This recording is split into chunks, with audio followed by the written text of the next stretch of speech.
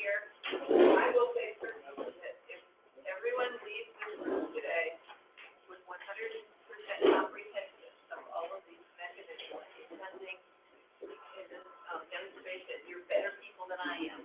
So be prepared to kind of absorb and learn and ask questions and just kind of get grounded today. This is really exciting work to move the needle even further on how we use dollars to pay for value to services. So I'm just here to say that and welcome to everyone and turn it over to our trustee chair, Rick McCornack. Thank you. Rick McCornack here. I know about a third of you, I think, around the table, at least by name. Some of you for a long time. What I'd like to do to get started, since this is a new venue, a new group, I don't know how many of you know each other. I'm assuming that it's maybe casual knowledge of each other in the industry. But if we could start with the folks, I think there are 4, 5 on the phone, because it's easy to get overrun if you're on the phone. So we start with the folks identifying themselves, where they're from, and what part of the industry they're involved in. And if you have any additional, very brief thoughts about what you hope to contribute here, that would be great too. So up first on the phone. So we got, I'll just go ahead and read off the names we have on the phone. Ann Christian, Nina Nation, Sarah Codner, Lisa Rickos, Haley Davis is who we have on the phone. And if there's others that hop on, we'll introduce them as they show up. So if you'd like to identify yourself on the phone first and where you're from and what part of the industry. They're muted. Okay.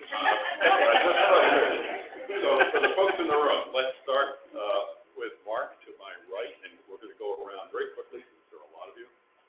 Good afternoon. I'm Mark Province. I'm Director of the Office of Medicaid Transformation at the Healthcare Authority and responsible for filling your email inbox so far. So you can blame me.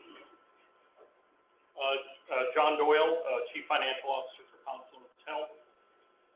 In regards to, I think my role is if you've ever been into Chelan, Douglas, Grant, and Okanagan County, it's pretty rural. So kind of representing what rural healthcare looks like. Very hard, Greater Lakes Mental Healthcare in Pierce County. I'm here to learn and try to figure out how to be part of the solution. Hi, my name is Carol Dixon. I'm with the Fort Campbell Swallow Tribe, and I represent only one of the 29 tribes in Washington State. We're very interested in providing excellent quality health care and making sure we're reimbursed for that. Interested in supporting what we can with the process of today. Good afternoon. My name is Preston Cody, the Division Director for Medicaid Program Operations and Integrity with the Healthcare Authority. And I'm basically here to share a little information, but more so listen so that we can do all this right together. Hi, I'm Lori Nation and Deputy Chief Healthcare Authority. We are very interested in making sure that all of this work links to our broader goals to the healthcare Washington and Medicaid Value-based Payment. I'm going to go through our Superior Doctor of the Healthcare Authority. Relatively new and but it's looking along to the general picture, so bringing that perspective as well. Good afternoon. I'm Paul Gable, Chief Operating Officer for Coordinated Care. Nice to see you again, Rick. Thanks for having us. We're happy to just figure out how we can and be that close. I'm Alan Fisher. I'm the Chief Operating Officer for UN Healthcare. Doug is spending time with family.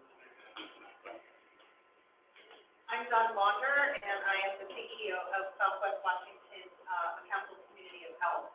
And I am very glad to be here to ensure that this very key piece of the puzzle gets done as well as possible, because without it, I'm not successful. I know you're all about me. Mary Ann Liz-Levin, and I'm the Director of the Healthcare Authority. And I'm here today to listen, to engage, and be part of this discussion. Allison Daly, I'm the Executive Director for Revenue Strategy Analysis at Baltimore Health System. And in my role, I work with our ACO and our physicians in how we roll out value-based purchasing models. And so here's the providers National Neighborhood Health Services. We're a community health center in the Yakima Valley, and representing also other social determinants like supportive housing and other essential needs for the safety net. I am Stacey Kessel. I'm CFO of the Community Health Plan of Washington and County Health Network of Washington. And I was excited to see Mark. Mark and I worked together on Healthy Options just 25 years ago together. So it was fun to reconnect. Mark Walker, I'm the Chief Population Health Officer for Providence St. Joseph Health and based in Renton. I also from Spokane for the Washington region. And we have lead people learn and hopefully provide some benefits to the I'm Mike Vanderwood from UW Medicine. We're very actively involved in the transition to value-based care, as we like to call it internally, and so I'm here to learn about how we're going to make that happen. Hello. I'm Herman Shabazian from International Community Health Services. I'm CFO there currently. I would like to contribute provider's perspective in creating value. And creating value requires teamwork with a lot of players that are in this room. That includes insurance companies, hospital systems, as well as primary care providers that are in the ground level for care coordination and all that. So I'm here to clear all perspectives and hopefully we can bring all ideas together to create a solution that works for everybody. My name is Caitlin Stafford. I'm the Director of Government Relations for AmeriGroup, and I often bring to the world the policy and operations internally. Tammy Moore. I am Chief Clinical Officer at Scientific Medical Center. We are a critical access hospital in Green River County, so many of my partners who are representing the provider and rural facilities. We have been 3 years now into value-based care contracts, so a little bit of experience and a lot more to learn. Tom Mark, Green Health. Help set up every on partners with first giants stage, not here to contribute and learn. We can bring the support population to the value-based care. Everybody I'm Agent, the Chief Medical Officer for Providence Health Care Services. Started my career with federally qualified housing in Seattle.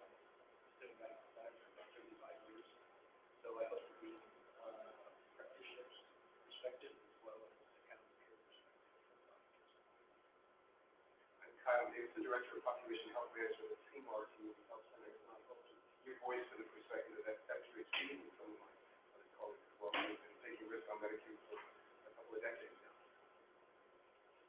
I'm Francie Chalmers, from here in Nutrition in Skagit County, trustee and co-chair of the Rapid Transformation Committee for Washington County Early Life Academy of Pediatrics, and also a physician champion for the Pediatric TCI grant in the North South region. And I'm here to bring the perspective of what Melissa and learn a lot, and but also our perspective of pediatrics in our value-based care.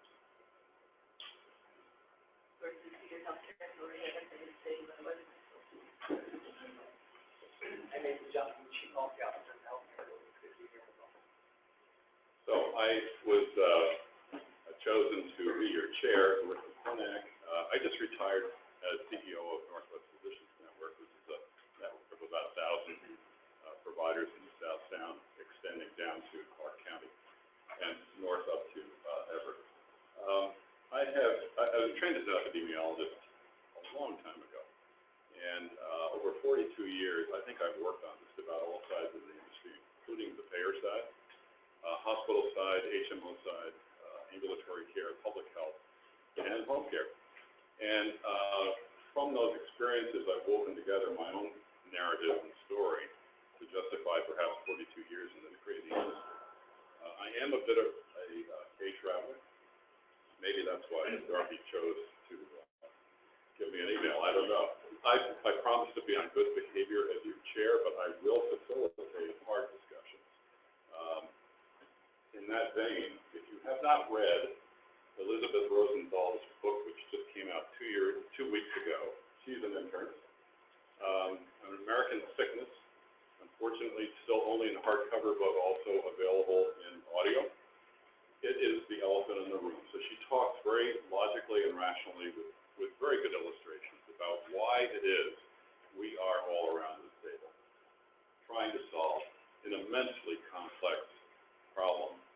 which has no simple answers. Medical care has evolved into very big business. It employs 1 out of 5 households in this country. We are not going to spend less on medical care. I think the goal is to spend resources more wisely. So let's integrate behavioral health with physical health. Let's use community resources with less duplication. Let's communicate better. Let's remove the silos around our businesses as delivery systems or payers or whatever our roles are. Which is what is so novel and interesting about this group. Notice it is not a task force. It's an action team. So that's what we're going to do. We're going to be active. We're going to be actively discussing and learning from each other, as you've all stated. And my job is to help to facilitate that. We have a fine staff from the HCA supporting us. So what comes from you, what gets synthesized as new information, what we learn from the surveys, which we're going to be releasing early this summer, which we'll be talking about in the presentations today, that will be the basis of a meta-analysis, if you will, the voices from your experience, from all of your sides of the industry and your experience leading up to today. On the table, learning from each other, making recommendations forward to the HCA so that the Accountable Communities of Health initiative can be successful in the state over the next several years, and that there will be such a thing as value-based payment that actually confers value to patients and to the providers who are caring for patients, something that is holy grail in most of our minds, I think. So we have a big agenda, and we're going to dive right in, and I'm going to hand it over to Mark, I think. To Nathan. Great. Well, thank you, Rick, and thank you for bringing the chair to the body and give us a task to keep this all in order here. My task is to tell you all about HCA's VBP strategy in 15 minutes or less. So I'm going to take that on very seriously, and we'll just highlight for folks who are experiencing now the 6th time through these slides, and similar slides to them. This will be the last time you have to do that as part of this particular concept. But we did want to make sure we were establishing some context for value-based payment writ large across state purchasing. My role here is to talk about it at a high level. We have some of the best experts, if not the best experts in the state, in the room with me to do a deeper dive on Medicaid-specific approaches in our contract. And so I'm going to keep this at a high level, and then we're going to dive a bit deeper, and Preston's going to help me with that in just a moment. And I'm excited for that. So, Nathan, just to interrupt, sorry, for 1 second. I'm noticing that for the folks who may come later, that there's a plus, but there are a couple of empty seats at this end of the table, and I realize some of you have your backs to the screen, so please do feel free to get up and move around if it's helpful for you to be able to see. thanks. Oh, in the slides, I'm sorry, in the slides are in your packet too, yeah. I was also going to acknowledge Joe Rozak and Mike Duda have joined us on the webinar and are listening in as we go here. So I think someone has the slide. They can advance it. Yes, there we go.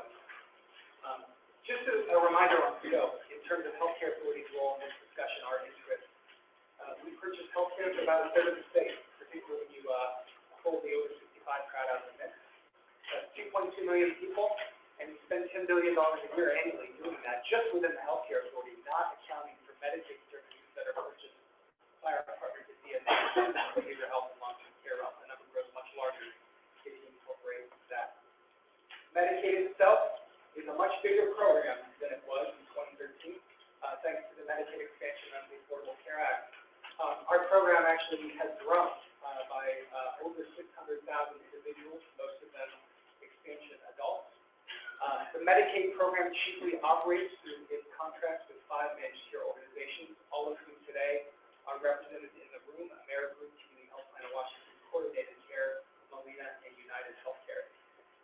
We also operate the Public Employee Benefits Program for public employees as well, though, for other local public entities, local jurisdictions who choose to purchase services through us.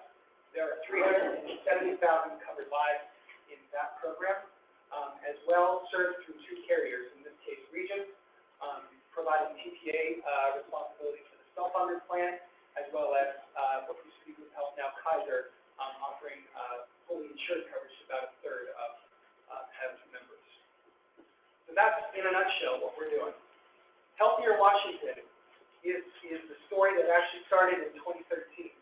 This initiative is the Governor's Health Transformation Agenda for the state of Washington, but it began in 2013 with an innovation planning effort that, as I look around the room, many of you were actually participants in, either directly or indirectly as your organization. There are three chief pillars to Healthier Washington that frame all of this work, and these are very interrelated pillars, especially as we move into the discussion of value-based payments. Rick alluded to one very specific element, integrating care for people. Medicaid has grown up over decades with a bifurcated and fragmented approach to how we finance and deliver services. Many of you on the delivery side, system side of the stream, have experienced the outcomes of that, which aren't exactly helpful for the Medicaid consumers we're responsible for. Those of you who are payers have run up against the issue of a specialty behavioral health program that is outside of your control, and oftentimes you have no insight into the purpose of your responsibility. Healthier Washington is correcting for that, and we are making progress in the state. Many of you are active partners already in that work. As a reminder, and as it relates to value-based payments, by 2020, we will have fully integrated managed care statewide by virtue of legislative mandate. So we're all operating in this value-based payment discussion with an understanding that we're talking about physical and behavioral health expenditures that need to move along to continue. And I'm very pleased we have behavioral health partners in the room for that discussion. The second pillar is really the focus of today's discussion. I'm sorry, we were trying to, I know, I'll get that to you. Rewarding value over volume, we're going to be talking a lot about that as a meeting here, so I'm excited for that. And of course, that Dawn alluded to as well in her role representing the Southwestern County Community of Health. Thanks for being here. This is about empowering local communities. The discussion around value-based payment can only go so far through state contracting and state purchasing work. For it to be sustainable, for it to be owned, it has to be a discussion that is disseminated broadly and really takes root in local communities. Our accountable communities of health in the state play a critical role in that, and we'll be talking more about that as a team here. Next slide. This one is where I can catch up on time. There are 9 goals for Healthier Washington. I won't read all of them to you, but why this is up here is all of these goals, in one way or another, relate back to the conversation today. No matter of delivery system transformation, nothing with regard to data does not have an attachment to purchasing value in the dollars or $10 billion we spend every year out of the healthcare authority. So as we think of Healthier Washington, and especially, again, for this group's consideration, we are not going to be focused on any particular program apparatus, whether funded through the demonstration or through the SIM grant. We are focused instead on the business process of moving value-based payment forward as it relates to the 9 goals described up here in front of us. I know almost every one of you in the room are now familiar with this colorful slide. These are the 4 categories of alternative payment models put forward by the Healthcare Payment Learning and Action Network. Our own Dorothy Peter has played a direct board member role in putting this forward for consumption. Our state is leading the pack, leading the country in infusing this framework into our purchasing and our contracting activities. This is important because I think for the providers in the room, increasingly so, Medicare is championing this same thing. And so we really see an opportunity to align Medicaid payment processes with what is occurring in the rest of the country, but in particular in the Medicare program.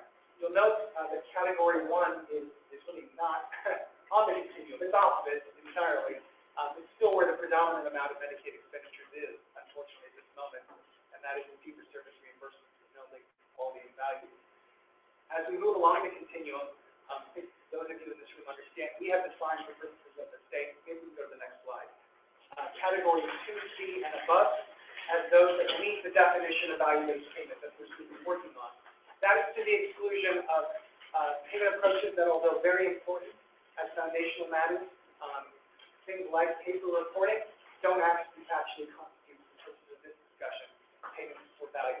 But we also recognize this as a continuum, meaning that there are certain provider partners, certain payer partners, and others who will never fully arrive. There is no arrival, no destination point here. We see this as a continuum, and we want to move as much and as fast forward as possible on the kind payments to value. As well, you'll note, those of you who have reviewed the special terms and conditions for the Medicaid demonstration, that there is this magical threshold of 3B, where we do want to see a dual-sided risk in as many Medicaid contracts as we can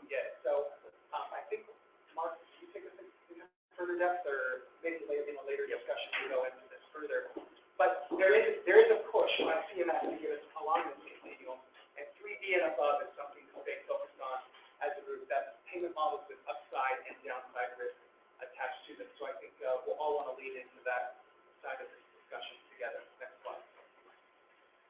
We have some ambitious goals. These goals started in Healthcare Washington in that innovation planning process that was in 2013, further stipulated in governor request legislation that passed in 2014, which mandated our agency to pursue value-based payment approaches in our contract. Ultimately, where we want to be by the end of the 5-year demonstration is at 90% of all state-financed healthcare, including Medicaid, attached to value in value-based arrangements. This is an update on where we started. We actually started with 80%, but we had a 5-year demonstration that was going to take us past that 2019 goal, and we thought we'd aim higher and further.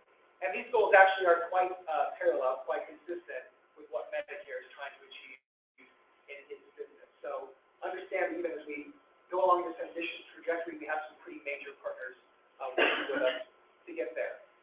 I've acknowledged it several times, but to call it out directly, we have both enabling legislation, but 2 funding opportunities that we're operating from that are very complementary of each other. Of course, the STEM grant that we are now in year 3 of. This is a testing grant amount of $65 million that will continue over the next 2 years and is really being built upon in this Medicaid transformation effort that we're zooming into today. And then as well, the 5-year Medicaid demonstration project, which is the driver for all of us gathering here together. It has set ambitious targets for us, but as well, it provides significant infusion of resources or potential resources into this work, providing up to $1.5 billion of investment over the next 5 years if we are successful on some of these very key process and outcome pieces related to driving value. Next slide. This basically states the same thing, but it's a better visual, so we can go on to the next slide.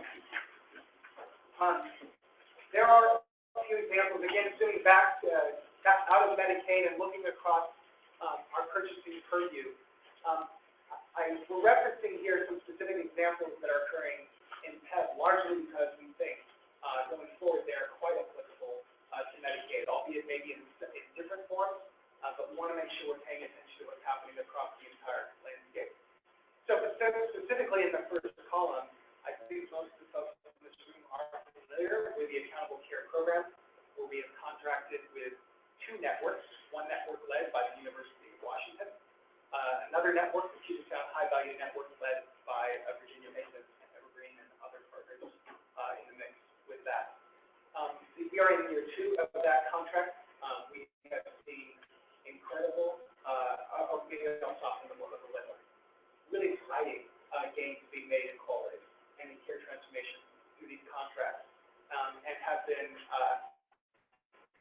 reached a very different partnership with the delivery system that we've ever experienced as the state purchaser, monitoring the progress as we do on quality and finances quarterly with these 2 networks. We are also discussing, both internally, but as well as all of you at this forum, how to leverage this particular approach more at a broader scale, in particular the Medicaid program. And we want folks, both those who are already active in these 2 networks, as well as those who are interested in similar activities. As well, folks will be probably familiar with the fact that we launched our first bundle payment approach, guided by the BRE Collaborative, and several recommended bundles that have come out of that collaborative effort. The total joint replacement bundle is a contract we today hold with VM, with various financial and quality guarantees that are attached to PEV members who choose to have their procedure at that facility. We also, as a point of interest, just released an RFI. I hope all of you are familiar with that by now, but if not, here it goes. That RFI is to educate us, the healthcare authority, on what type of bundling strategy should be used more broadly in the state, and in particular, bundle strategies that will work for both the PEV and Medicaid business models. We really, really do want to hear from as many of you as possible on this subject. We are committed to bundles beyond just the PEV book of business as one of several value-based payment strategies that will help us get toward our target. And finally, maybe something that's a little bit more behind the scenes for some of you who aren't as active in this area, we are re-procuring our third-party administrator for the Uniform Medical Plan for the first time in,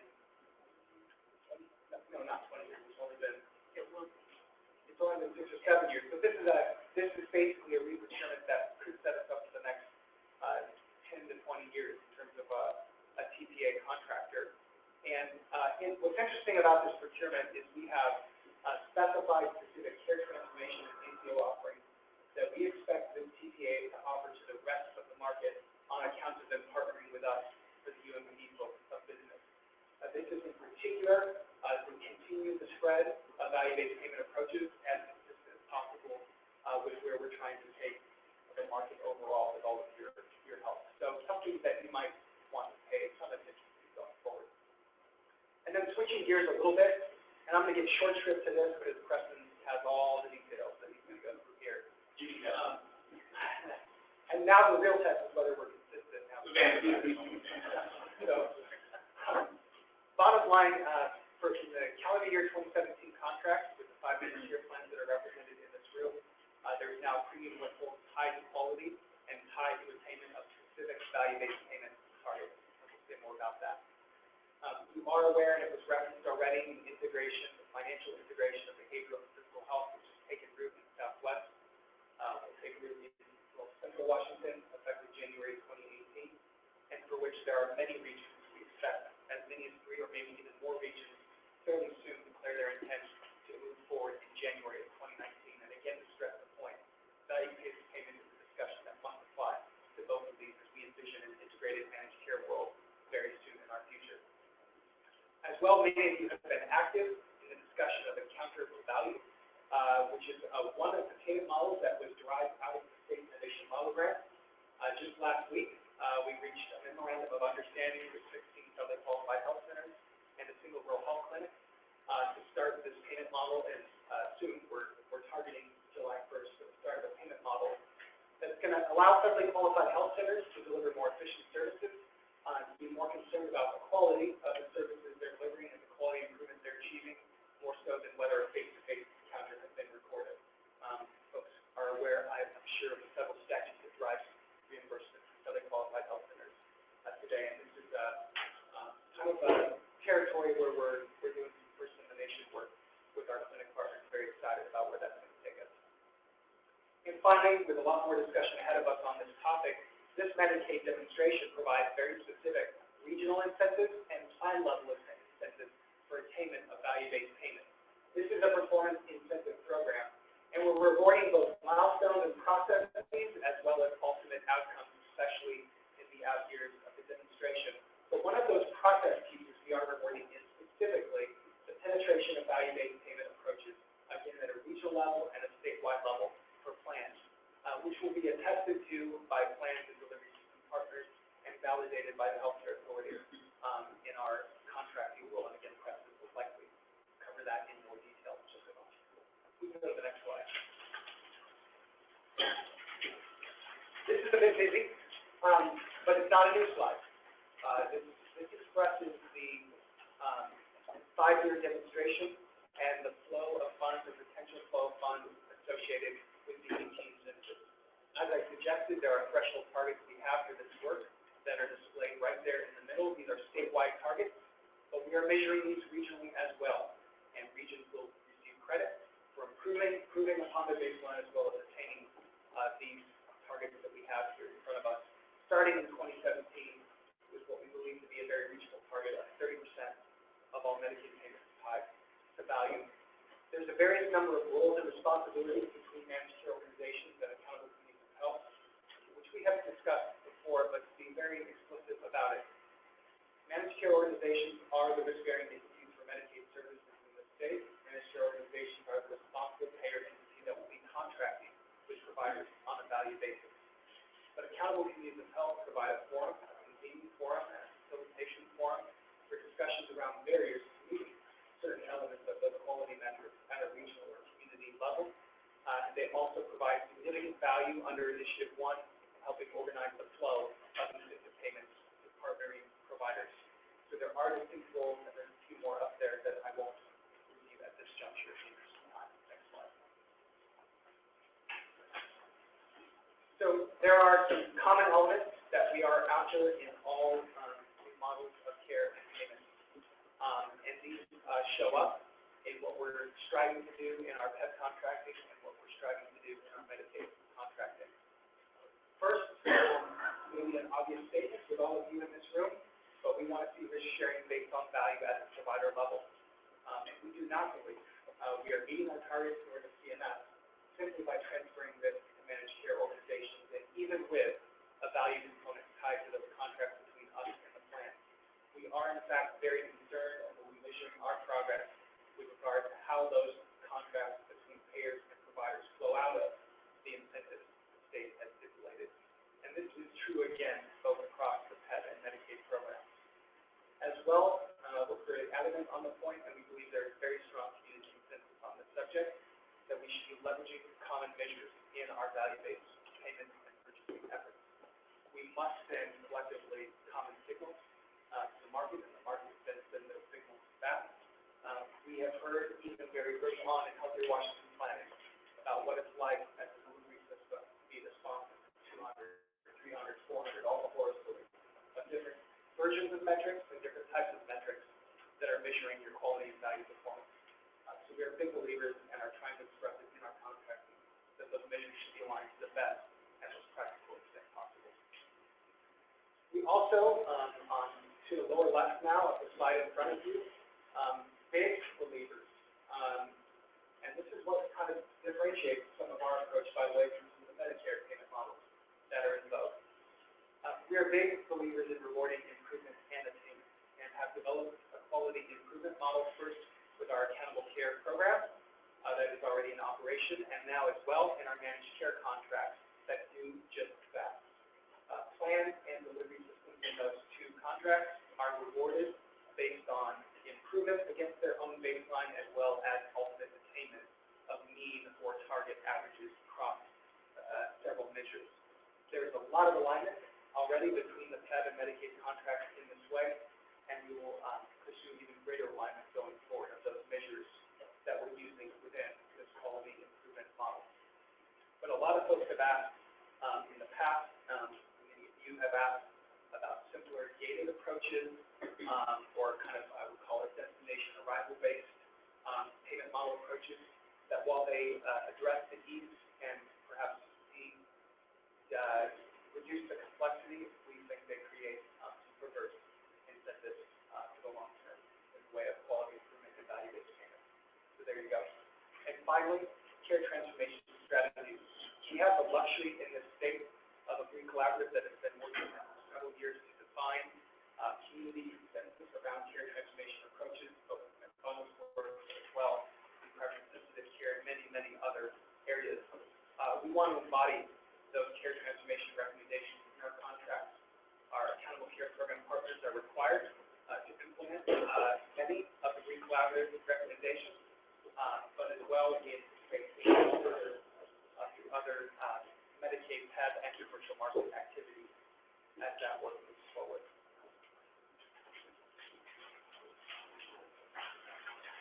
So finally, in conclusion, there are several activities that relate very much to this work, and we will be discussing these in a lot more detail as this work goes on.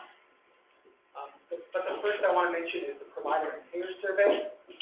We anticipate that going out in the spring or summer timeframe of 2017. So look for it around the month of June is what I would say. This survey is about capturing baseline information on how we're doing already with regard to our value-based payment activities. For those who've been following, we've done 2 previous surveys. We've learned a lot of what to do and what not to do from those previous surveys.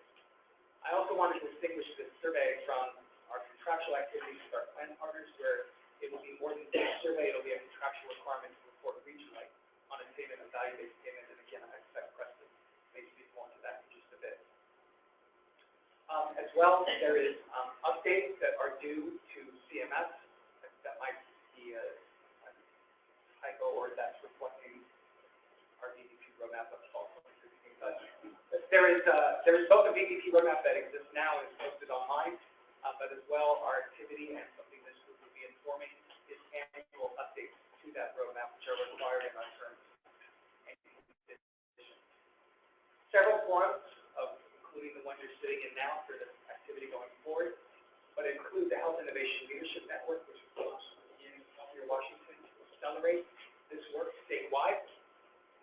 action team that you're sitting in now, as well, a real great opportunity at our upcoming symposium. You should all have save the date polls, I believe you have cards in front of you at the same point on October 18th and 19th. A symposium starting with purchasers focus on day 1 and a broader commitment to value focus on day 2. Did I get those dates right? Good. And we'll be in CTAC. We just don't know quite where. Yeah, is that right? Okay, good. So that's all I think. I hope. Anyway, I stuck to my timeline here, to be honest. That was a lot, but I hope most of it was for you. So maybe we'll see if there's any questions, and then we'll move on to the rest of our agenda. Information for anybody? What's rolling around in your head right now with that quick overview from me? Any questions you want to get out on the table? Knowing that we'll revisit all of this. Ready for the next question? I'm going to stand up so I can see you all. And I've actually had the opportunity, I think, to work with Nathan for about, 7, 8 years? Yeah, exactly. And I've always told myself never to follow him in a presentation, so I'm going here on a Friday afternoon. So thank you, Nathan, on that. Also, wanted to thank both Dorothy and Marianne. Over the last couple of months, I've had the opportunity to attend some national forums where we talk about APMs on the national scale, alternative payment methodology.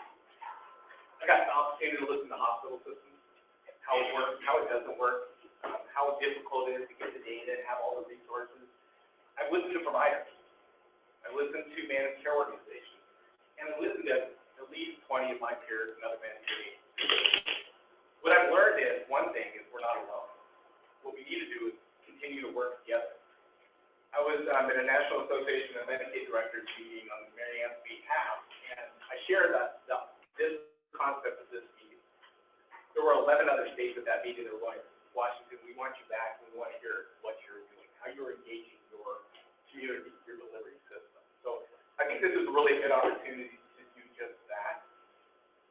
What I'm going to share with you, and as we look around the room, I know many of you, so I'm going to share some really high-level information. I'm going to give you some enrollment numbers, and you're going to glaze over to the stuff you already know. So just bear with me as we do that. So I want to talk about our clients. Who do we actually serve? I think you know who they are. You see them every day. Let's talk about what's our annual spend, and we'll have to sync up our slides on our annual spend. Just be one little difference. But we'll get better. This is our first event like this. So let's come to this next slide, because we don't want to forget really why we're here. What's our vision? I think this is a joint vision. I know with the Healthcare Authority, you walk in our building, in every conference room, you're going to see a Healthcare Washington. That's what we strive to attain. That's what we know we can attain. But how do we do that? We do that by fulfilling our mission, by high-quality healthcare through innovative health policies and purchasing strategies. I'm going to share with you one, ironically, about 1% as well, with Whole, and how we're partnering with the managed care plans, who then in turn partner with the delivery system through the contracts and agreements. But we need to keep this in mind. We do not forget this at the Healthcare Authority, and if we do, we're reminded again on the wall daily. Go ahead and go to that next slide.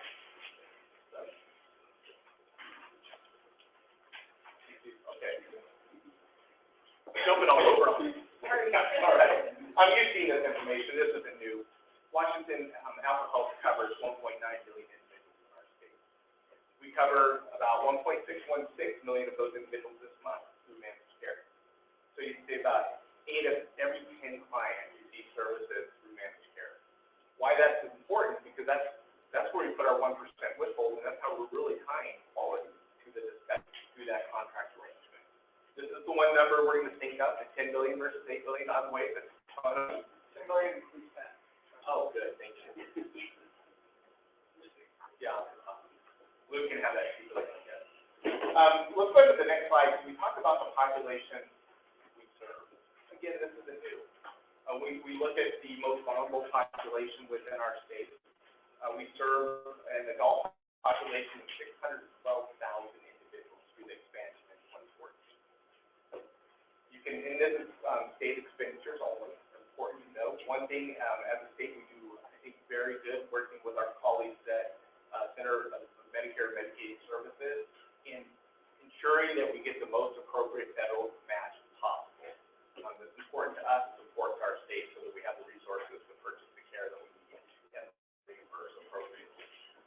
You look at the blind disabled population, a very critical population to ensure that we're meeting their needs. We spend a lot of money in that area because it's critically important as well.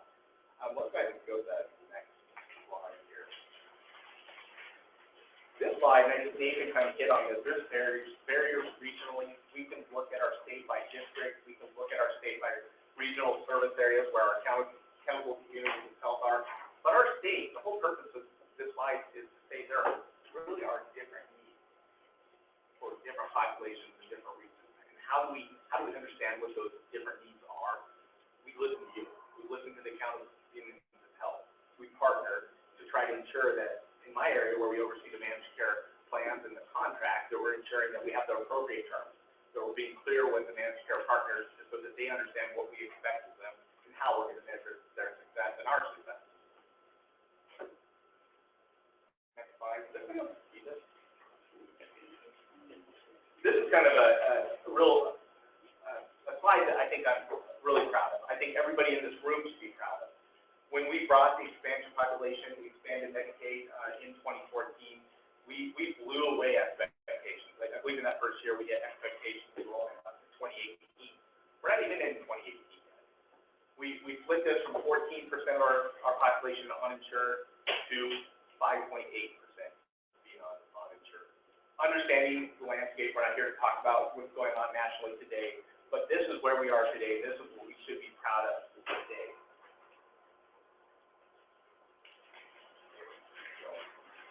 Medicaid budget. Let's just skip to the next slide here. So when you look at a biennial, and this is where my colleagues at Public Employee Benefit Board to get their $4.1 billion. You probably don't know how much we actually work together with public employees. My colleague, Lou McDermott, sits in the office next to me. He and I talk about how we operate. We talk about our contract terms. We share information on how well our utilization is looking across and the spend. It's something that's important to us. When we talk about measures, and I'm going to share some measures related to our 1%, you'll see many of those same measures with our public employee benefits. We believe that it's important that we align. If you're a provider, the number 300, 400 measures, whatever number you're looking at, it's too many. So how can we make sense of it with the care that we're purchasing through the healthcare authority? So again, we're spending about almost $21 billion over the month, significant amount of money. Next slide. When you look at the Medicaid portion of that spend over a biennium, you can see how much of that care, those dollars actually go to direct services. Those direct services include contracts with managed care organizations through our fee-for-service system and so on. So our admin budget is about 2% of our overall appropriated budget annually. Relatively low amount. So if you think about slides we should be proud of, the little green bar here. If you imagine how healthcare costs have increased over the last several years, but look at where our state expenditures have been steady. It's not by chance. It's not by accident. Certainly the Affordable Care Act was helpful, and you see the big increase in enrollment in 2014. Well, we really stayed pretty much flat. Our goal is to really continue to keep this line as flat as possible to bend the cost trend, but it's not enough to bend the cost trend. What this committee action team is going to do is help us tie quality to that equation. So we're tying quality to the overall cost. This is also a reflection of where anytime we can find an area where we can draw down additional federal match, we're going to do it. So if anybody sees something where you don't believe we're drawing down federal match appropriately, we absolutely want to see it because it's important that we have an agreement with the best that we use that appropriately and we get all the dollars we can to support our state. General fund state. Call us out on acronyms too, please. We're known for far too many of those. So this is where the fund starts. You've seen the slide. We have a vision. We want 90% of our contracts to be based in value payment. So I'm going to talk about what that means in the next slide.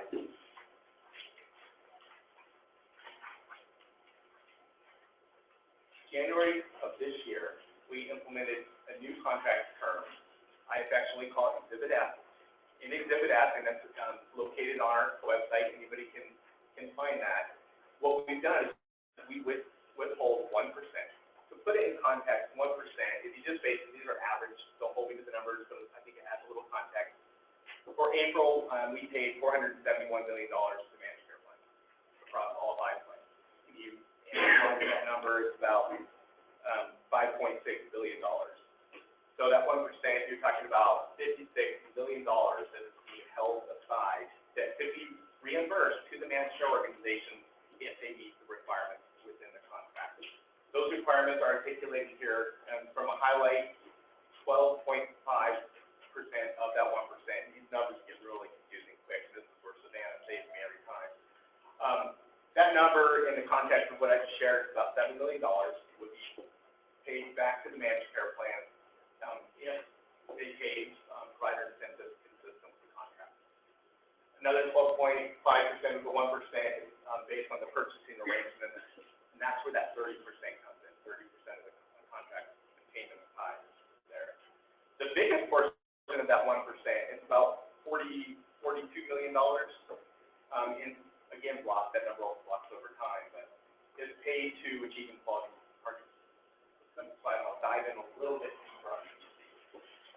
So when you think about provider incentive payments, it's what we're actually talking about from a managed care perspective in the contract. We expect that the managed care plan enter into agreements with their network, and that actually will result in attaining quality targets and will end up paying 0.75 or 0.75% back to providers for achieving quality. We believe that they can do this. We believe that with providers and plans working together, that can be accomplished.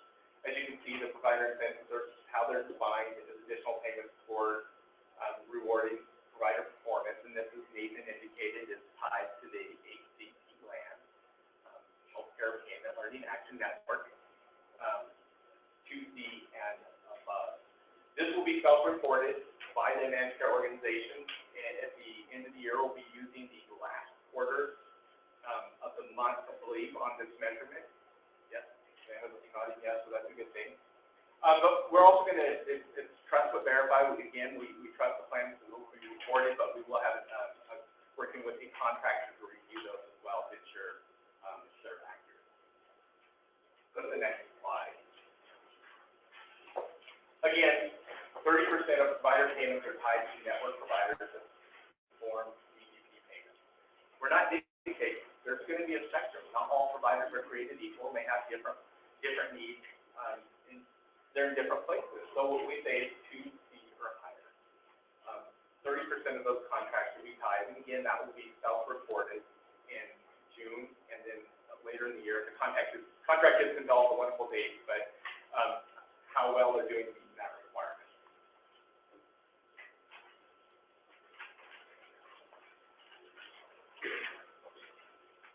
All right. So quality is the biggest portion. What we've done is we've identified both child and adult measures. We did look at the accountable care program for our public employee board program, and we align those measures where it makes sense based on the different populations that we serve. We'll show you that in a moment. We're going to compare the scores to 2017 to 2016. Those scores are weighted. What we expect the managed care organizations to do is to improve from there. If they improve their performance, then they would be entitled to a portion of that back. Again, they can get 100% of the withhold back, or in this case, this is 3/4 of the 1% withhold. Again, this will be calculated in August based on the percentage of withhold, and the payment will be in September of 2018. We expect, and one thing I didn't mention, I'm only talking about the contract right now. In 2018, we will look at what should we increase that percentage to. I think that feedback from you will be really important. Additionally, the 1% withhold, we have indicated in our roadmap that we will increase that withhold. I think a body like this adds a tremendous amount of value and input to say how how much should that windfall be increased? Now, we also have to worry about things such as actuarial soundness and how much of that withhold would be returned. So we do have some requirements amongst CMS that we have to meet as well. But hopefully that's some information maybe we can talk about later. So these are the measures. Hopefully you can see those. If not, they're on your packet.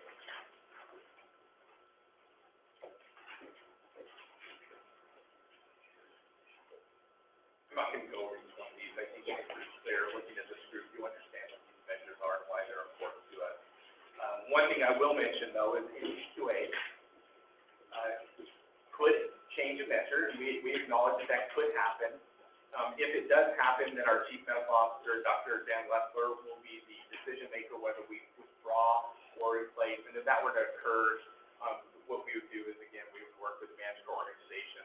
We understand it's kind of like turning the ship around if we're going to change a measure midstream, and then you have to then turn around and go to all the different providers and change those contracts as well. So we're trying to account for that as well. And that's part of the reason why we're looking at the fourth quarter where we determine how many of those contracts have been completed as well. That was a lot of numbers, a lot of information in a real short period of time. So I will sit down and if you have questions, I'll answer them. And again, somebody around the table from the healthcare authority certainly can. So up to this point on the agenda, it's a lot of level setting. Some of this may be new information to you or review. Let's take a pause since we have time on the agenda to think and hear from you what might be going on in your head at this point. As you're thinking about where you're coming from, what you're thinking about for your organization or group going forward, what your issues might be, barriers that you're experiencing in the context of where the ACA and the Medicaid program is going. Yes. Yeah, jumping this gun here. No such thing. Ahead of myself. But the material so far is very heavy on payment reform and transition of how providers are going to get paid, moving from fee-for-service to quality. So that's very much clear in terms of how that's going to be achieved. In order to get there, there needs to be changes in how care is delivered. There needs to be a redesign of clinical workflow in terms of how patients are going to be treated, moving towards team-based, for example, versus patients walking and they express that sickness and that gets treated. And everybody forgets about that in this space around. For continuation of the holistic care, there needs to be significant changes, and that kind of is missing in this organization. How many people are resonating with your comments so far on the clinical delivery side? That includes changes in that, or we have to have the provider.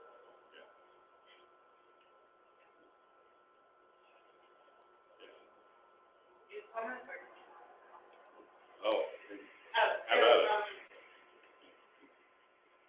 the presentation and a lot of the work to date is really resonating with me that we've got to figure out how to make sure that what we're asking for providers to report on and the measures we're asking providers to focus on are aligned with all of the other myriad programs that they are functioning under, both from a federal standpoint as well as a state standpoint. So we've really got to look at aligning the toolkit measures with macro measures, with MCO quality measures, with MCQA quality measures, or we're just going to be setting them up for a real bureaucratic mess. how many of you get this kind of feedback from folks on the front line, folks day in, day out? So how many of you hear that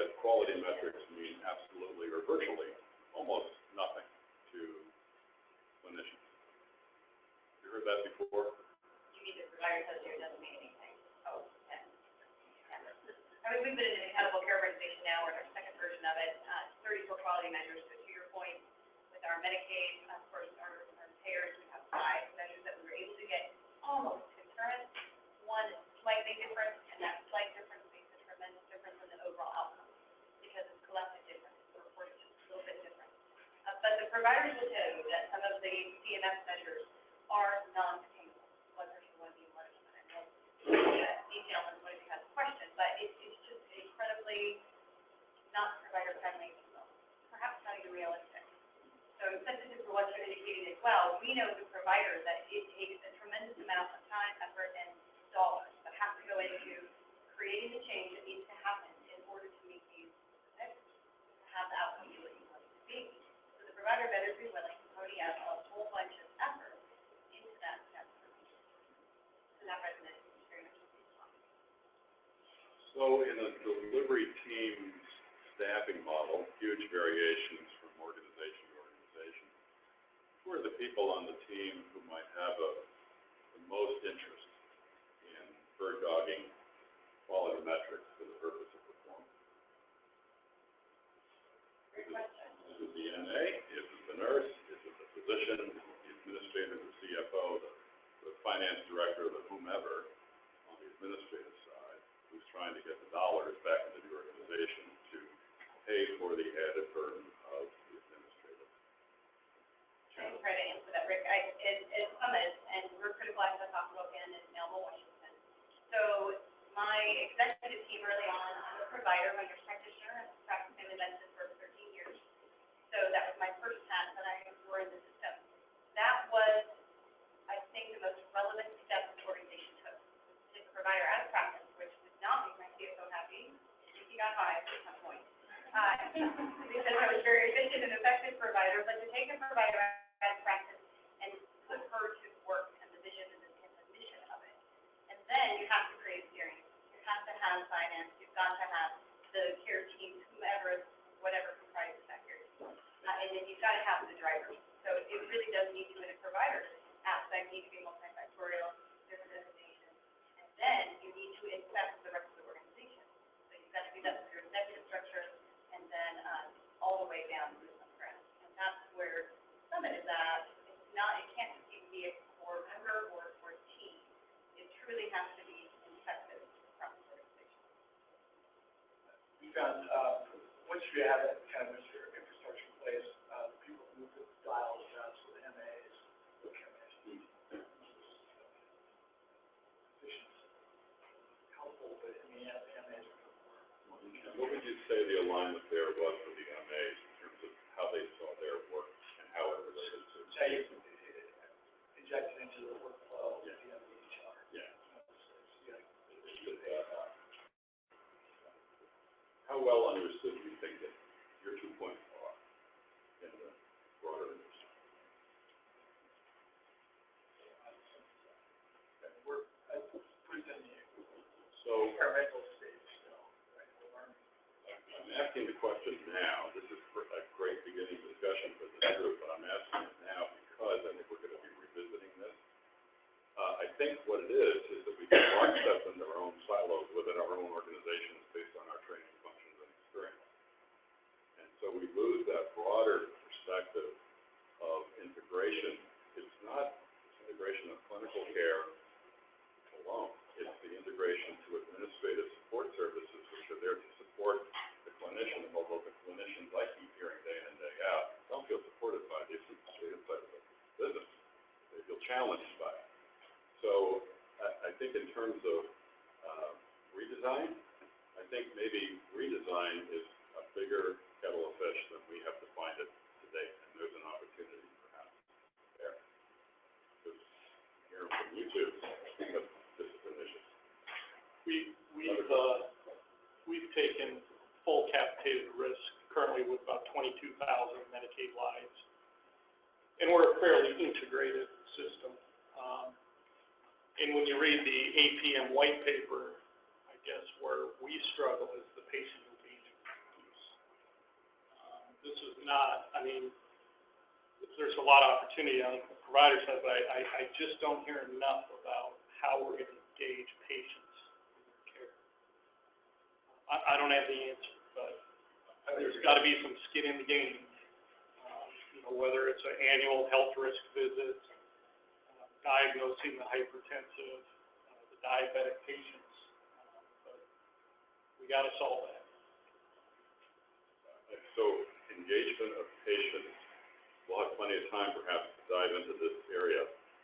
What do you mean by, what would you give as examples of engaging patients?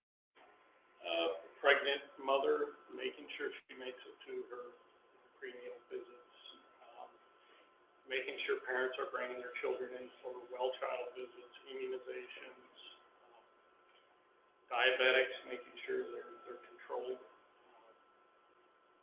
actively participating in care.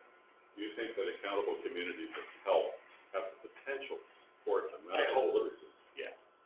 I hope maybe through some education, bringing together all of the community resources, even communication between all of the different agencies within the community might help. But I think that's a big piece of this puzzle. It's a change of paradigm, I think, for providers that, performance on clinical quality measures is dependent on increased utilization. We've got to get those patients in, but is it solely the provider's responsibility? What responsibility does the payer have to increase utilization to accommodate that? Because you've got to get these patients in.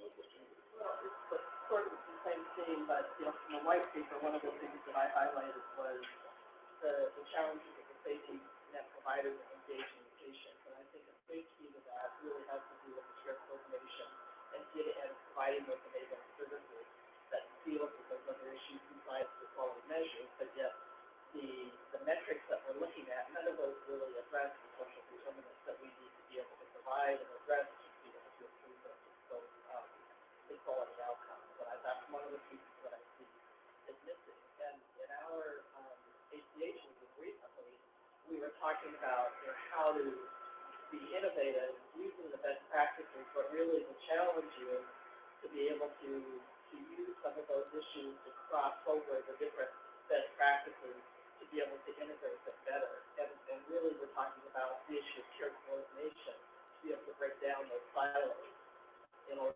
to be able to make sure that the patients actually get the services they need. But it's really, whether it's the MA or a care coordinator, it's those enabling services that we really see that makes a difference to achieve that. And the care, piggyback off of what Rhonda said, is care coordination with the appropriate workforce to ensure that the care coordination is effective. These are provocative points you're making. Each one we could explode into a lot of discussion in detail. We'll get some time to do that over the next few months. We're going to be keeping a laundry list here of issues that we need to revisit and figure out a creative way to solicit your input in between meetings as you are occurring or have experiences in your workaday that illustrate the issues that we're trying to resolve. It's easy to do this, which is why I brought this, which is why if I were sitting in the classroom, I'd say this is due in a week and a half. And one of the reasons to get to patient engagement is the last third of the book has to do with what we are all responsible for the mess that we are all in. We participate in it in our careers. The solution is for people, individuals, to take back their control, to understand how we're getting screwed by the pharmaceutical industries in this country, by the medical device companies, by the fact that we don't have cost accounting in this industry, and it's the only industry in the world that doesn't. So we're not like manufacturing. So she makes the point over and over, just on the cost side, which then trickles down over into the value problem, because nobody has enough resources, right? No one can afford the high-priced nursing staff that they'd love to have in the hospital.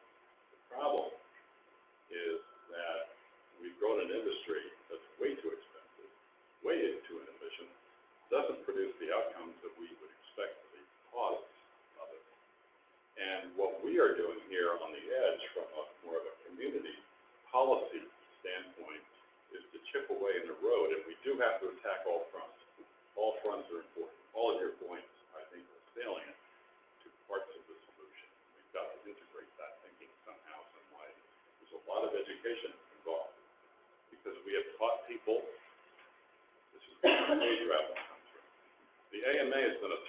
job at teaching people to be dependent on the expert, the physician. Now we're moving away from that model. The physician is absolutely critical as part of a team, but too expensive a resource to be the only decision maker or the person assisting people. So we are unwinding maybe maybe 3 generations of people where we've taught them to be dependent on an industry which is extremely expensive. So now we get all excited about community health workers because they're cheap. Well, really? Let's think about that. They're cheaper than a nurse or a physician. But it's how we use them. And I think you're saying that, at least directly or implied, you're saying it's how we rebuild. Because I think our danger in what we're doing in this state is we have to manage the risk of unintended consequences. That's the complexity of what we're doing. Any other comments? And if I begin to editorialize, just shut me up. But this is the first meeting, so I get a little bit of break. Rick? Separate comments. One, just to follow on this one. The other thing that costs us a lot of money from is around ethics support, EHR support, measures. So as we get more and more measures, we don't have the payer. We have to add resources to figure out how to cross people where we do the ethics to get to those measures. Then on a different topic, this is a small point, but when I was looking at the payment model framework, and the president was talking about the wisdom, and I have been too seated as rewards for people, but actually the quick forward and paying back above the rewards and pay for the reporting of rewards and performance. So this means I use the report going forward. It's actually the reward is a payment, for shifting payment.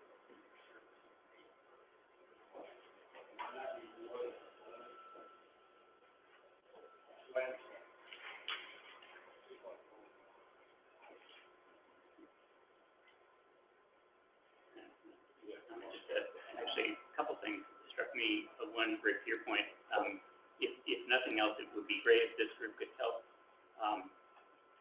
settle on a common vocabulary, because we all talk about these things, and sometimes we talk past each other. So I think to your point, understanding what we need, coming up with a lexicon, I think would be really a very helpful thing to get from this group. The other thing that struck me as I listened to the discussion was it may be very possible, and maybe even as early as the end of this meeting, to begin to identify kind of statements of principle. So to your earlier point, it's not just payment reform; it's reforming the way in which we think about care delivery and patient engagement. So we may be able to kind of list out some key principles that can help drive the work forward. So I really appreciate the discussion. I think we're going to get ready here for the next agenda item. I want to insert one plea in case we run out of time. Language is important. This industry of ours we've used as a creative platform to invent and use words to mean things that really aren't true. Healthcare. We provide medical care. Basically, that's what we're paying. Healthcare confers something a whole lot bigger, a whole lot more organized around prevention, screening, wellness, and health promotion. And we don't do that. We don't insure for that primarily. It happens around the edge. So I think how we use terms, let's challenge each other, particularly as we begin thinking about the integration of behavioral health, which is a very different culture of professionals than medicine. There's an overlap, there's an integration potential, but we have to be very careful about the words we use. So we've eliminated acronyms. We're going to try that. Some people are actually charging people every time they use an acronym. Put the money in a jar. Put their quarter into the center, right? But we're not going to do that here. I think let's just be mindful because we have a wide variety of backgrounds and experience here. And let's be kind to each other and challenge each other on the use of words. Do we really know what we mean explicitly? Because we're going to run into definition problems as we try to make recommendations around that. Excuse me, action. So up next on the agenda. I have an answer. like to just introduce Joseph. So Joseph Ray is here as a managing director from Manat. Manat Health is a contractor of the Healthcare Authority, working with us on especially the initiative under the Medicaid demonstration that has to do with our work with accountable community health and delivery system reform. So we're delighted to have him here. So thanks for being here. Thanks, Mark. So Mark wanted me to talk a little bit about Manat's role and some of my role as well related to this project and how it's going to intersect with the work that this group and this team is going to be doing. So if you want to go ahead and go to the first real slide. As Mark said, Manat was brought in to really help with this delivery system implementation project with HCA. And our work is divided into three kind of phases, if you will. The first phase, which we're in right now, is really a fast phase to come in and look at the certification process and define that process as well as the project planning process. The second phase is going to be continuing to work with the ACHs in the implementation and development of their plans and moving forward into the launching of their projects and programs. And then finally, the application review process. Now, we're looking at doing this effort across a number of various work streams. I highlighted one of them up there, and that's the one that I'm responsible for. That's related to funds flow and value-based payment support. So I want to talk a little bit about that. On this slide is two other people besides myself. We have Haley Davis, who's the senior manager at Manat out of New York, and Sarah Sullivan-Conrad, who also is out of New York and manager in our office. Both of them have MCO experience, provider experience, and district experience as well. A little background on me: I've been with Manat for a little over 10 years now, and the last 3.5 to 4 years I've spent the majority of my time in New York working on their district projects. Most of my work has been on the finance and the value-based payment side of those efforts as well, so I'm trying to bring some of that here. Manat, and including Sarah and myself, we've also worked on work in New Hampshire and Massachusetts in the district programs as well, so we're trying to bring some of that experience here and help provide both ACA as well as the moving forward. By the way, a quick acronym translation: district is delivery system reform incentive payment. Just so you know. Yeah. I'll just write the check. This is a little bit of the timing of those phases that I just went over and what we're working on here. I don't want to spend a lot of time on this, but you can see on this slide that at the top here is really the milestones from the HCA demonstration that need to happen when the phase 1 certification is, when the phase 2 certification is, and then kind of the roles and what we'll be working on through that. As I mentioned, I'm focused on the funds flow and the value-based payment. Our work up to today, which is about 25 days, this now maybe 30, has been related to the funds flow and exactly how the budgeting and the award dollars will flow out from the various funding pools associated with the program to the ACHs and to other partnering provider organizations that are members of the ACHs. That's going to quickly change as we move into phase 2 and start looking at supporting the ACHs and the providing organizations that are engaged in tying value-based payment to the project that they're working on, so that that linkage is created. Next slide. I mentioned this at the beginning because when I first saw the charter for the MVP action team and what this team is responsible for doing, and knowing what is in our contract and what we're responsible for doing, there was a lot of overlap. And it's to the point where we don't have a choice but not to work together on a lot of these things. Otherwise, we'll create more problems, I think, than anything else. Good example, the last conversation started with Rick over here that Mark and Rick kept going into was related to the definitions and the language that we use. And this group, as part of the charter, as it is, starts really defining what that is and how we're going to talk about VBP.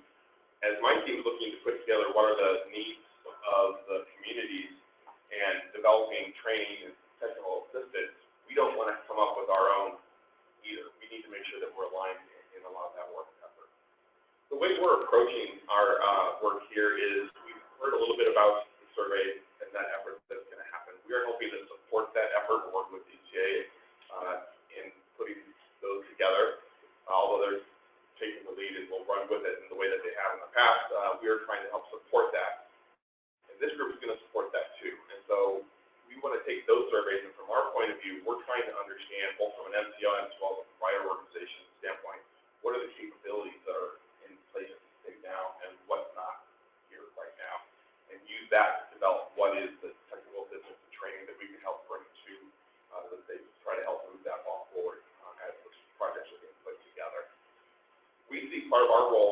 way for us to work together is to, as we're developing things, bring them to this group to look at those and comment on them and provide feedback so that your fingerprints are in what we're developing and that we're not developing them in a vacuum by ourselves. As you're doing the work that you're doing related to surveys and the definitionals and all the other things that are in the charter, making sure that that stuff goes into all the communications and all the training and technical systems that we're putting together as well. So I guess that's a short or a long way of saying that we'll probably be seeing a lot of each other in the next number of months as we're developing things with.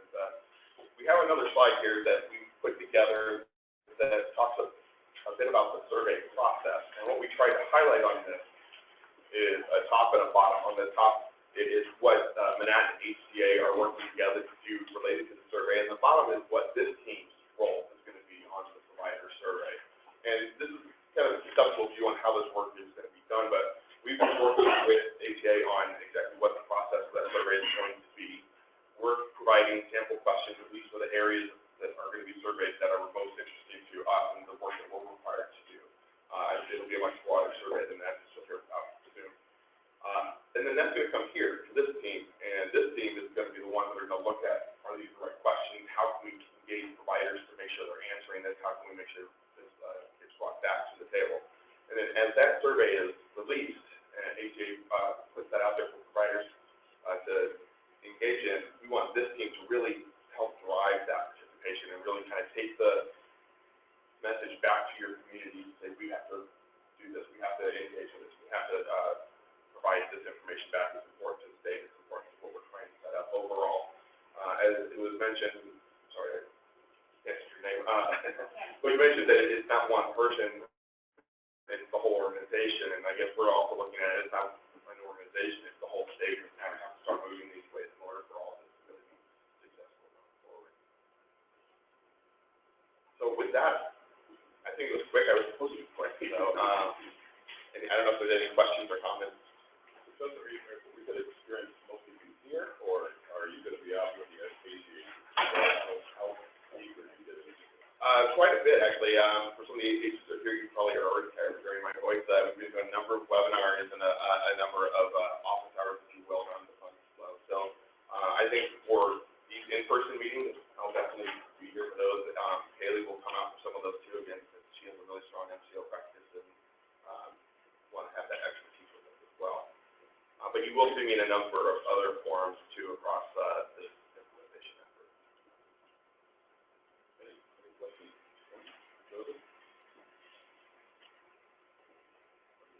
I think they're great. Okay, so let's dig in. JD, are you doing this or is that? We're both.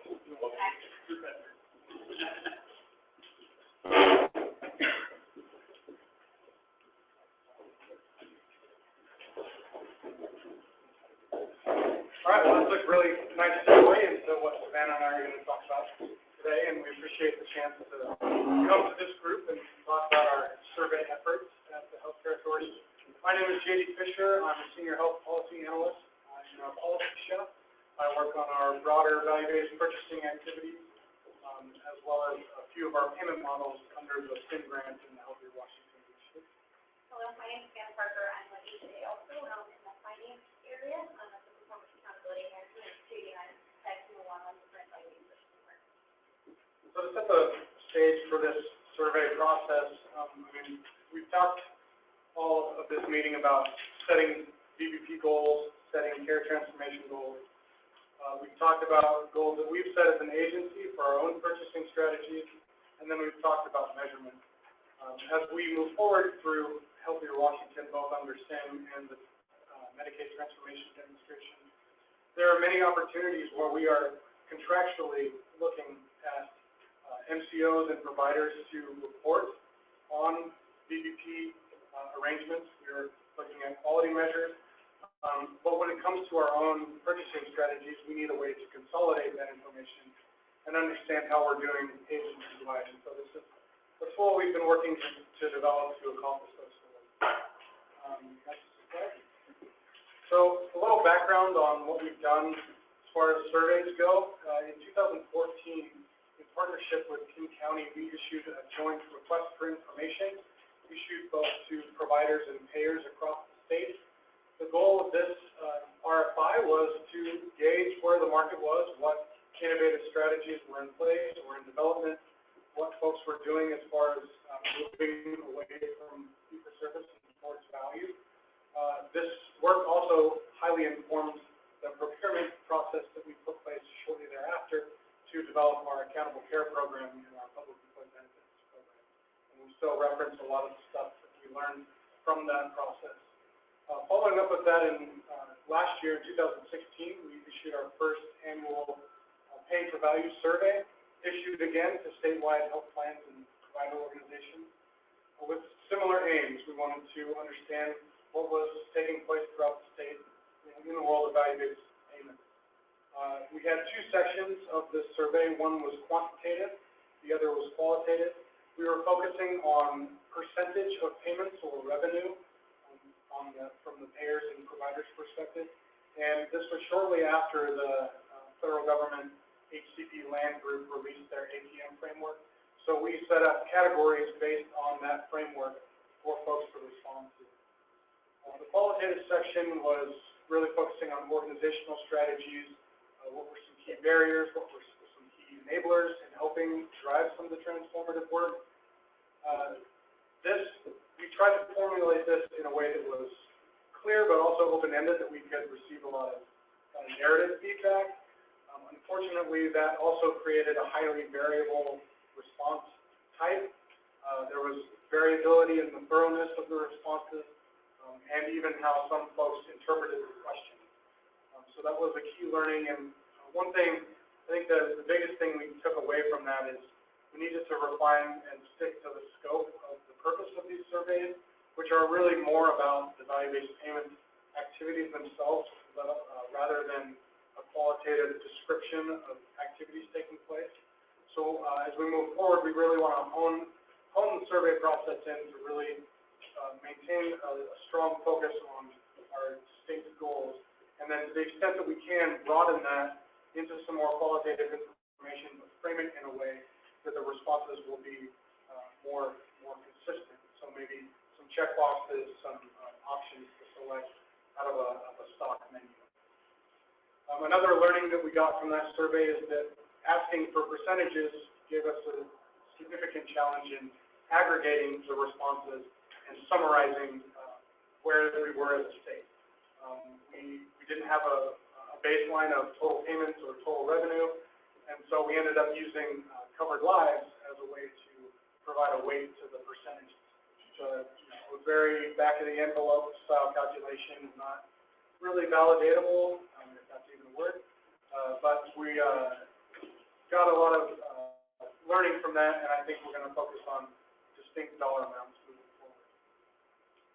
And as we develop and seek to issue this next survey, it's important to keep in mind the goals and the purposes for the survey. As I mentioned, there's multiple contractual arrangements in place. The 1% withhold that the MCOs now are responsible for, and some regional targets under the Medicaid transformation demonstration, as well as tracking our own state finance purchasing across our programs.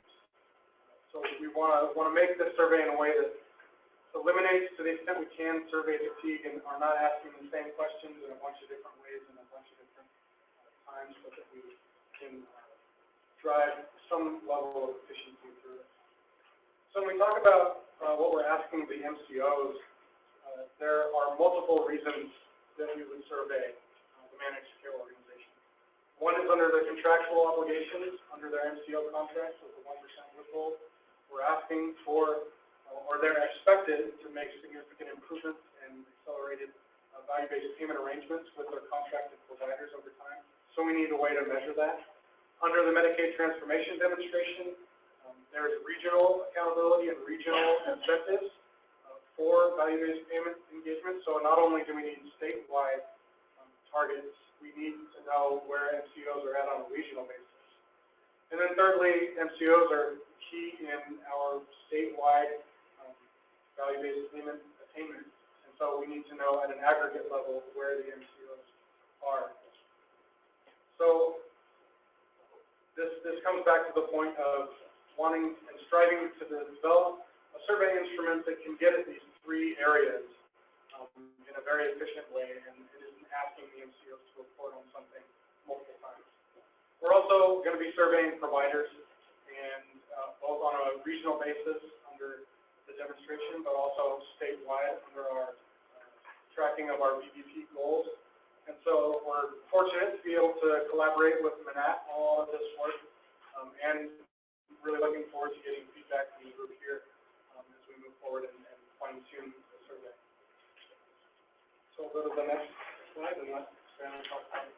Yeah, I can talk a little bit about kind of our proposed survey timeline. Later on, this is a topic that we're interested in getting your feedback on as far as if this timeline is reasonable, and also to get feedback in general about what we deliver as it pertains to the survey. So currently, we're looking at asking for your feedback on the survey around May 15th, and then we'll get responses out about a week later on May 23rd, and looking to disseminate the survey on June 2nd. And that's really only for the MCO survey portion. For the provider level survey, we're looking at finalizing the details of that survey, which those will both be aligned in some ways, but there will be some differences on June 9th, and then disseminating that on June 16th. But and then really trying to finalize the survey results and distribute survey results mid-July. So as we've talked about before, this alternative payment model framework that the federal government put out last year, there have been some amendments, but for now we're going to be sticking with the original framework. And this is just a useful way to try to add some clarity to definitions. We learned last year, and I'm sure you're all aware, that even if we define something a certain way, there's going to be variable interpretation, and there's a lot of gray area with a lot of these things. You can't summarize a major contract with an MCO to a major provider group in one sentence on a graphic on a slide. So we understand there's a lot of gray area, but we really want to stick to some level of definition and standardization if we can. What we're focusing on, and there's a handout in your packet that's a longer sheet of paper that has one of the templates. And what you'll notice on the side of that, there's two smaller tables that have total payments and then percentage of payments in each category. And going back to if you could jump back one slide. So as we talked about, we have our definition of what we consider a value-based payment, and that's 2C through 4B. So when we auto-populate the responses on this table, there's going to be a section that auto-populates by those categories. There will be one box for category 1, 2 boxes for category 2, so we're breaking that into A, B, and C, and D, and then 1 for 3 and 4. So this is what the template looks like that will actually be completed by the MCOs in each region. There's columns for each accountable community of health region, and then boxes that put in a dollar amount for each APM category and subcategory. This is a busy table. There's obviously a lot of cells and a lot of different categories to go by, but I think it's straightforward enough that we're just asking for a dollar amount in each region under each category. And then all the summation, the total payment, the percentage in each category, that will all be auto-populated in the table next to this one that we've set up to calculate. So just trying to eliminate that level of calculation. And then the next slide, we're also going to be asking for the number of covered lives in each category in each region. And I think this is really important just to get us back to what we're really striving towards, and that's trying to impact the lives of the people that we purchase healthcare for. We're trying to impact the lives of the folks we pay for their care. And so knowing how many folks are affected by each payment category, I think will be really informative. So maybe. Hopefully you're finding that this is quite similar to what President walked through just a moment ago. After we, kind of the next portion of the survey is looking at what kind of incentives are paid to providers rewarding for those quality, whether it be improvement, quality of payment. We do, again, have it broken out by region and then statewide. And then we do ask for examples, whether it be a shared savings arrangement, an upside-only incentive, what kind of arrangement we're looking at as far as counting your incentives. And we do try to provide some further definition in the full survey as to how we're defining the incentives, and also how we're calculating what goes in each category and how to do that. Move to the next slide. And then we're looking at disincentives. So this would include disincentives to providers. This would include penalties, downside risk. And again, it's the same breakdown of looking at the disincentives by region and at a statewide level, and then providing some examples of what are included in each of those regions.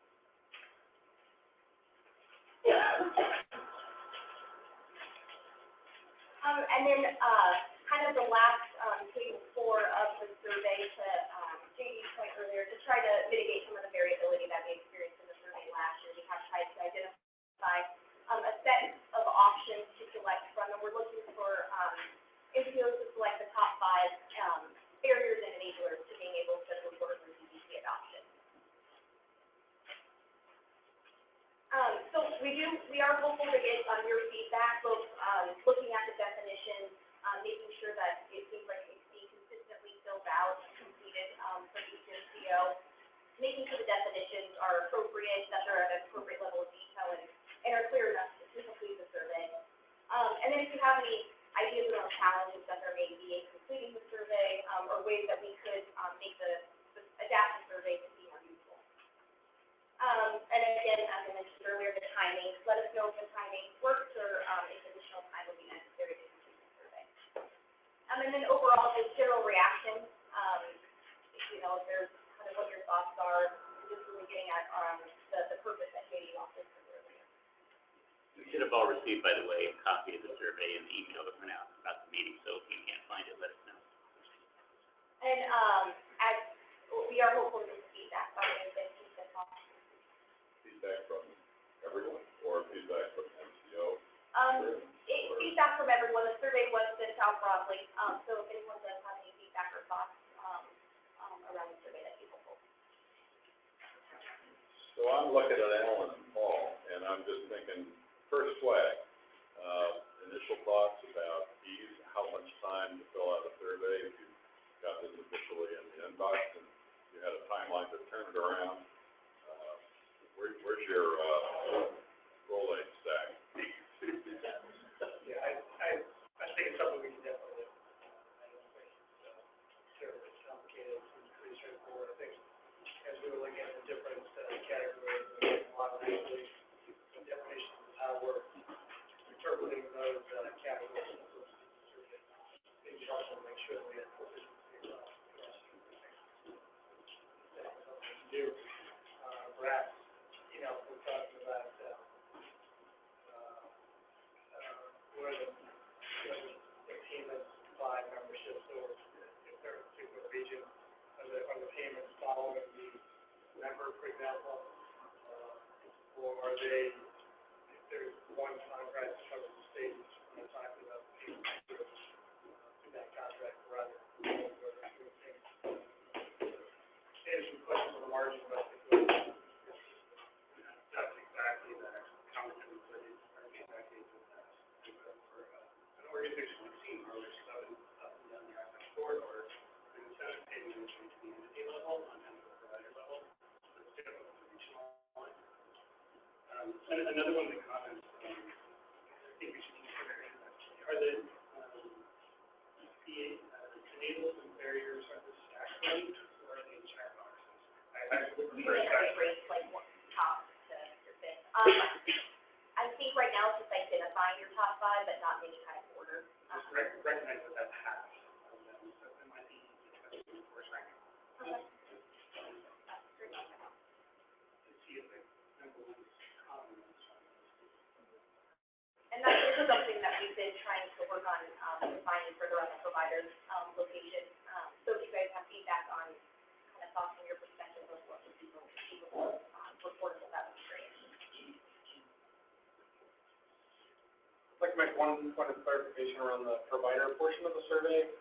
We are surveying providers across the state for the broader VBP survey, and our intent would be to, when we do the survey regionally, under the transformation demonstration to assess provider readiness, that would cover, for those entities responding, cover that statewide as well. Clarify, we're not going to be asking the same thing twice.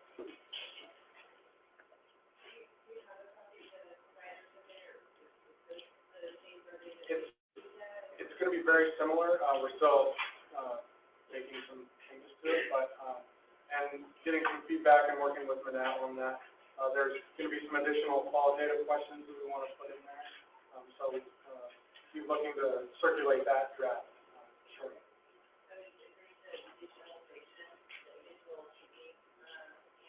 Are you going to be surveying only related to the Medicaid clinics, diabetes research hub, or all? So in the part of the survey is to, so yeah, we will be asking for commercial and Medicare arrangements. On the providers? Yeah, and also, you know, part of the broader statewide survey will be incorporating those sectors as well. And so, you know, we're sending some of the managed care organizations who have small amounts of business in Medicare and commercial. So we need to look at adding a second table in that survey that will allow for the completion of that portion. So they're not getting two different.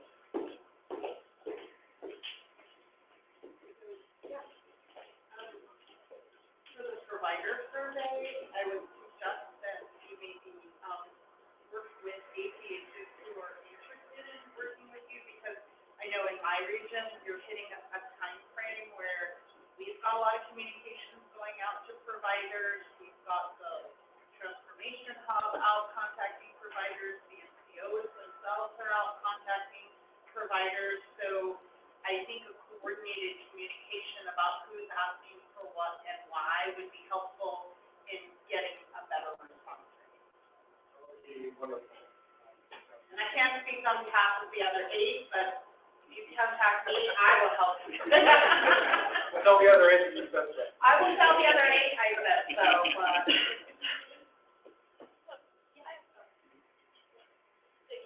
So I have some thoughts, and I was thinking that in this room, it would be a great time to just share a little bit. So American Indians and Alaska Natives are by federal law exempt from managed care. And the reasoning behind that is because the federal government has a trust responsibility to provide health care for American Indians and Alaska Natives. They do that primarily through the Indian Health Service, but recognizing that CMS is also a federal trustee for Native people, and that they can't further limit those funds. And so that's special provisions that really are a benefit to tribes. That's something that is very important for the funding stream for tribal health clinics in particular. So as I think about value-based purchasing, so tribes, I guess another piece that I'd like to add in there is that tribes have a integrated health system, and it's been integrated for a long time.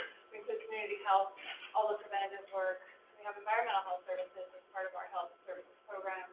We have dental and behavioral health as one. So we have a great model for that we've been working on. That said, there's a lot of disparities with American Indians and Alaska Natives. And almost any measure that you look at, you'll see that some of the worst statistics across the country. So as I think about this, some of my concerns are if this has the potential to have a negative impact for tribal health clinic funding. I'm concerned about that. The transition to managed care had a negative impact on tribal health clinics and Native people because it locked up specialty care, so it became harder for tribes to access specialty care. And I'm just thinking of this as as another step moving forward where tribes are not necessarily a part of this. And this may, what might happen is that maybe MCOs will be more interested in working with tribes, and that might be a driver to better relationships. But not all tribes are interested in having contacts with the MCOs. So I guess I'm just throwing some thoughts out there and some cautions, and I thought it would also be a great time to talk a little bit about the tribal health system in case there was kind of that level setting for that as well. really proactive, and interested. We sit on the board of our MCOs. We have a great MCO, in fact. All the tribes sit on our board in our region, and I think that's been a huge benefit in allowing the tribal voices to be a part of the discussion. So I say that's a model that other HCHs really should look at, because it's a great way for the HCHs to engage with the tribes. So as I think about this, so tribal members are fee-for-service generally. There are also a lot of tribal members who are not associated with the tribal health clinic, and so they're out there in the MCOs. But there's definitely room and space for tribes to work with or coordinate with MCOs to help with that culturally competent care that's really shown and that's evidence-based practice that helps improve outcomes for Native people.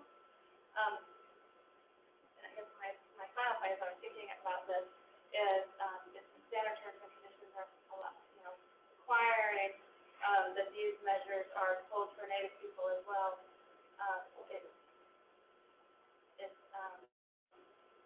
They have it's a small number, but it has a potential where they're going to stay in the fee-for-service by federal law, so it seems unfair to the state to have to count that. And I don't know if there's somebody that we can help advocate for not being involved in that kind of broader scheme of things, but also there's a lot of people that aren't part of the tribal health system. So Nathan, you're probably more familiar with those complexities than anyone, but I just wanted to share that generally. Thank you. Hey, Carol, I think for the group, I think you just define why you need to be at the table, because you've got to put that in front of us, and I think we need to grapple with that, because again, we're not trying to add complexity to the world that's enough already, and we're trying to, wherever there's an opportunity to create synergy from one system to another, so that ultimately we begin creating more benefits, whether it's a separate funding stream for tribes or not in the future. I think efficiency, effectiveness, and outcomes really all that, where those opportunities are. As I was listening to you, I was thinking the world of independent providers is often left off as inconsequential. It's probably, 20% of the provider market in the state, varies from region to region considerably. These are folks who have a very different view of the world, probably why they're practicing alone. That was supposed to be a joke. I'm very fond of these people because what they do to survive a day is unbelievable. I mean, it's worse than the average provider experience. When you say value-based care or value-based payment, they hear that as a euphemism for one more way to get screwed. And so as we delve into the MCO view, the provider view, we're going to get a glossy or categorical response to the survey. I think we have an opportunity to dig in, particularly with provider input around the table, to try to understand the worldview of providers, whether you're salaried, part of a group, or independent, and just making it alone. I think we need to understand all perspectives. We cannot afford to lose one PCP in the state. Particularly areas like Pierce County, we're way underserved. We can't get them. And PCPs who are independent are very often the people who are taking a disproportionate share of Medicaid patients. So we have to be very careful in our work, how we make recommendations, how we communicate, how we position our concept of incentives, which very easily can be seen as a disincentive for some of the conversations that Pam and Tom, you were sort of illustrating earlier. This is sticky stuff. We have to be very, very sensitive. So the more input, not just here at the table, but if you have folks who are working with professionally, they have insight, I think we need to extend the drag net, get solicit input from highly volatile and fragile network delivery systems.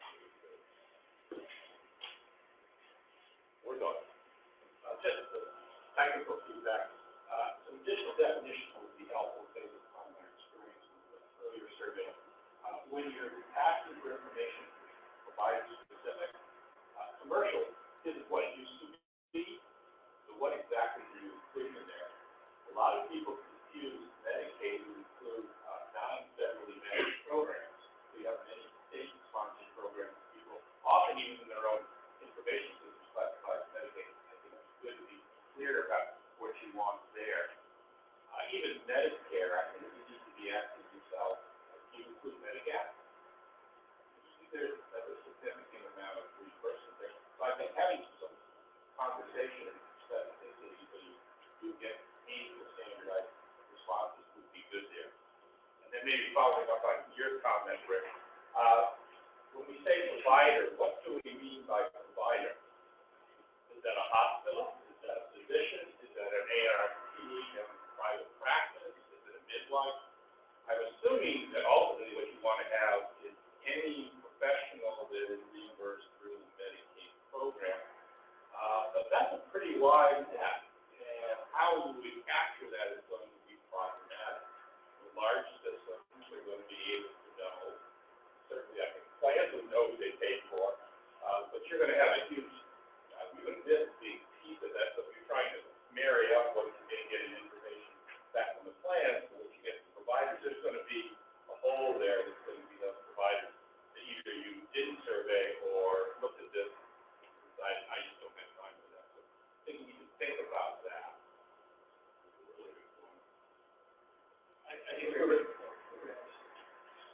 I want to go back to your comment about 40% of the independents get excluded, also the ones that are going to. Okay. I mean, there's a little bit more of a safety that with large institutions to be able to buffer over remote periods of time.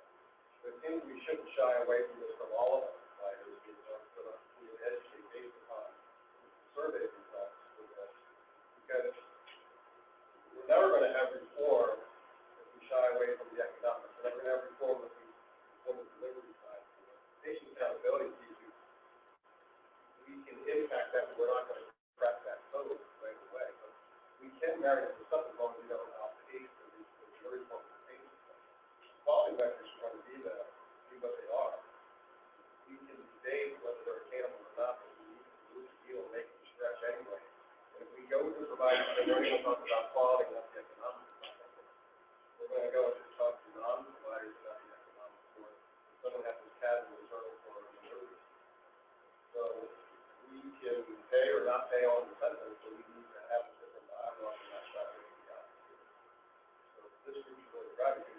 Max is going to do it anyway. We've got this opportunity to stay with Medicaid. If we put systems in play, we can transfer this to other programs.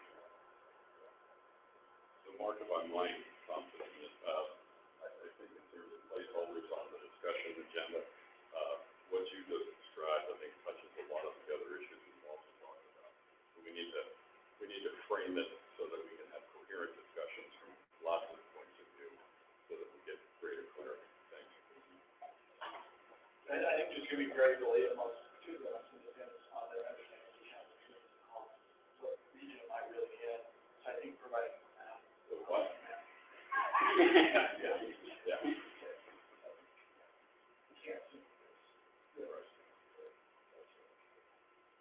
And there are additional tasks that we had guided in the slide that you outlined in specific counties by region. And there are more definitions, but to all your point, I think there are definitely room to further define and have clarity around provider and the others. We're also hoping not to put Joseph on the spot, but to put Joseph on the spot. We're also hoping for that assistance from Manat as well, if their regional folks are out there with the ACHs and figuring out where do those connections need to be made.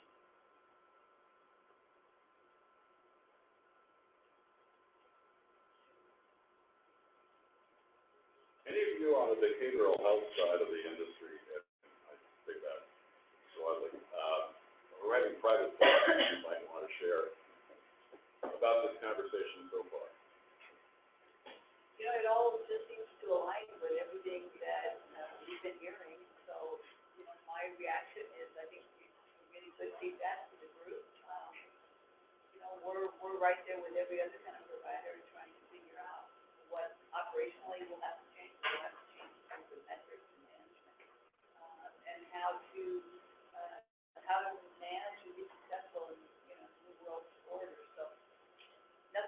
doesn't sound foreign or unfamiliar. Sounds like the path that we're all trying to get on. Terry, what's your biggest heartburn, trade relations point of view?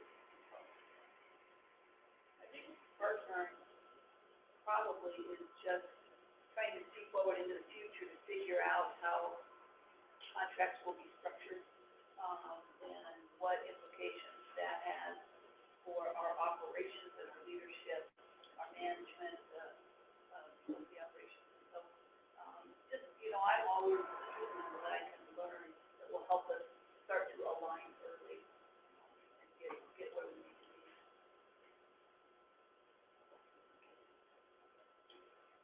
Any other comments? Just on the behavioral health side, whole person health. I think when we talked about it, but I don't think we emphasized it enough. All of them along with that.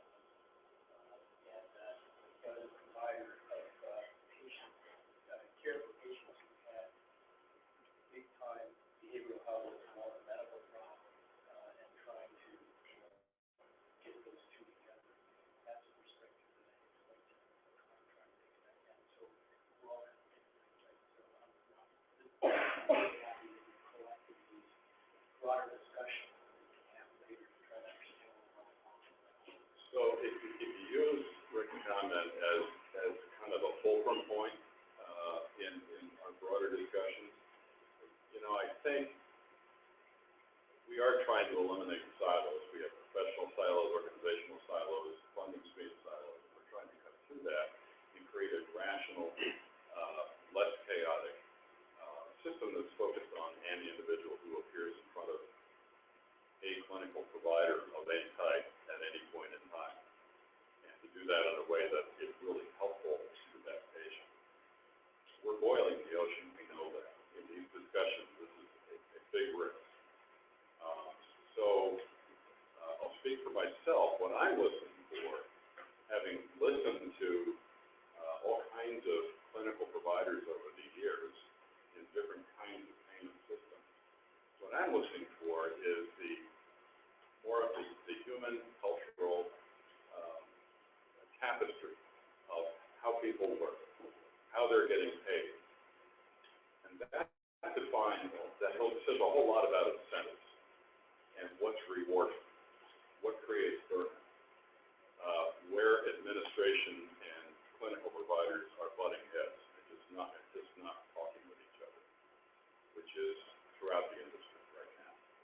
So I think that's a major source of input that this group can shed light on in terms of understanding. And I think it'll actually help, maybe not specifically in the survey at this time, we'll make a start, but I think over our meeting together, the survey after this one, I think is going to improve even a whole lot more, because it'll be more nuanced. We'll understand each other's, we're walking in each other's shoes, is what we're doing. Hard stuff. It's really hard to listen to someone who doesn't share the same worldview, because it's too easy to say, that's out of my realm of understanding, let's move on. We can't afford to do that. So that's the opportunity.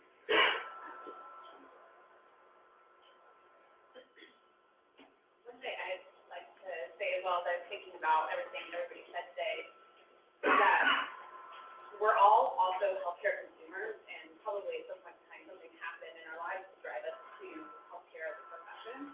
And we're never going to be able to represent Medicaid beneficiaries by any means, because that's a different lifestyle than a lot of us lead, and a different opportunity that we all look at granted as individuals. But I also live with somebody who was on Medicaid because Medicaid population has adjusted. And I think that we also have to be really conscious of the fact that we're probably a part of the problem as consumers, just as much as we're a part of the solution. I myself have asthma, so I have a chronic disease, and I don't go to the doctor like I should be every year. And I can also say that my primary care provider in my entire life has never ever once asked me about asthma, ever. Even though it's in my medical history, they've never asked how my breathing is doing. They've never wondered or checked in with my specialist.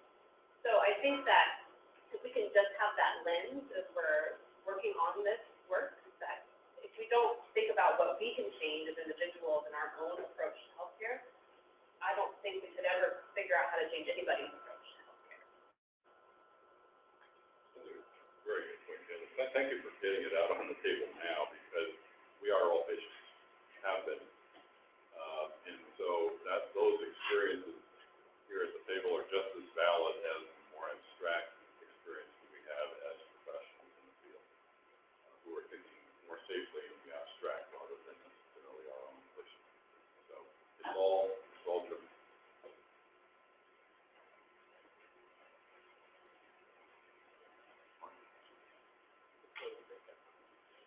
So, Mark has a question.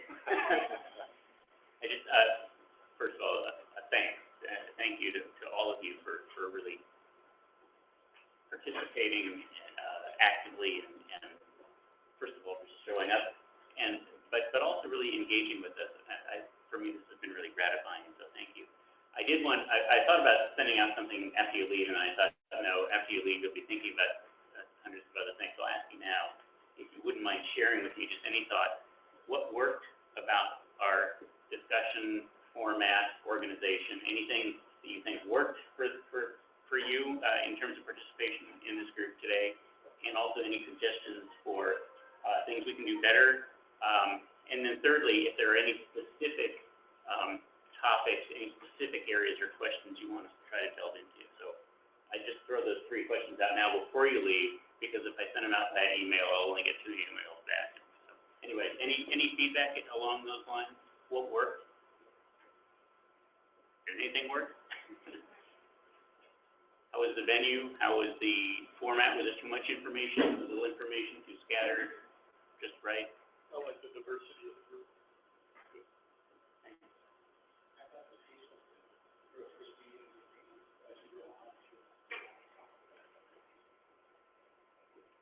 Information was set the baseline.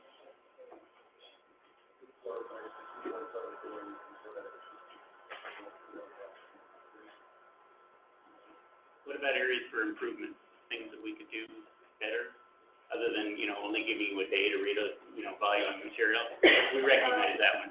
I have one. So the email that came through was so large I couldn't open it, and I have to find some software to open it. So if it was posted on a website or somewhere where we can download it.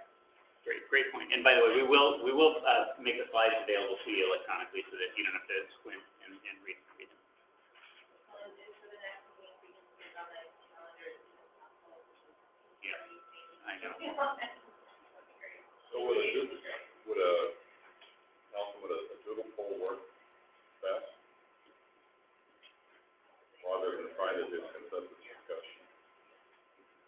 I think it would also help if you come up with that date, third Wednesday, something like that, as it floats around, we can change that.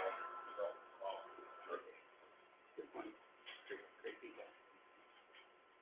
Anything else, either there or topically, are there areas, either the things that you learned about today that you want to deeper dive on, or things that you hoped we'd cover that we didn't?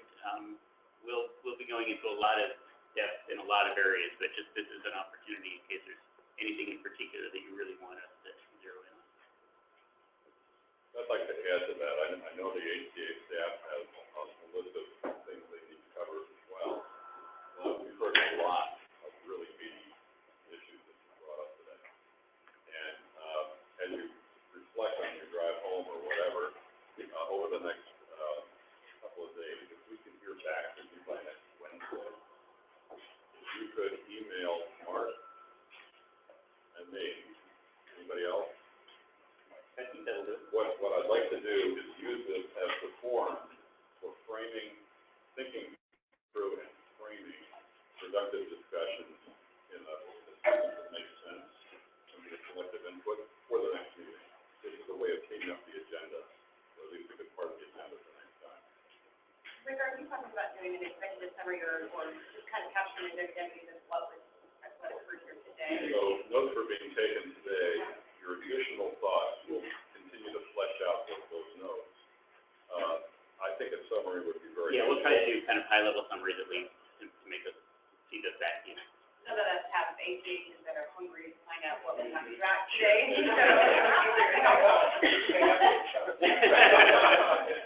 I all have a phone call when I get in the car, because there's a lot of interest groups wanting to know what comes out. Sure. Are these slides going to be posted publicly, where we can direct others?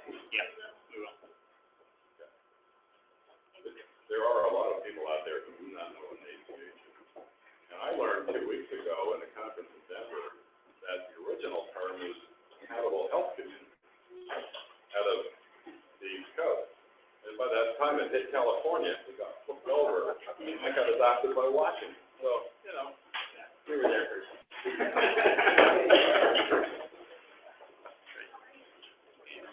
Thank you, everybody. Thanks, everybody.